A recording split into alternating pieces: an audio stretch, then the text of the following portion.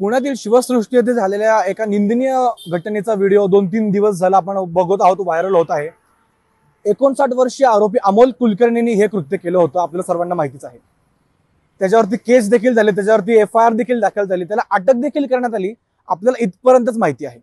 परंतु news dots ह्याच्या पुढची माहिती तुमच्यासाठी घेऊन आलेला आहे। तर नेमकं काय झालं होतं आपण ते जाणून घेऊया। 59 वर्षीय आरोपी अमोल कुलकर्णी हा सातत्याने शिवसृष्टीला भेट देत होता।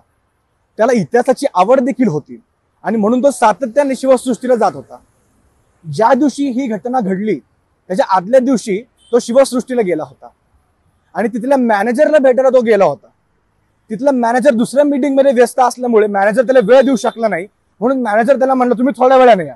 परंतु ही गोष्ट न ऐकता अमोल कुलकर्णी थेट त्यांच्या खोलीत गेले आणि या गोष्टीचा संताप व्यक्त करत मॅनेजरने त्याला गेट आउट हा शब्द वापरला। गेट आउट या शब्दाचा राग त्यांनी मनात ठेवला आणि दुसऱ्या दिवशी हे असं निंदनीय कृत्य केलं। आपल्या समोर अजून एक नवीन माहिती अशी येत आहे की त्याला पोलीस कस्टडीतून त्याला न्यायालयीन कोठडीमध्ये देखील आज दाखल करण्यात आलं आहे।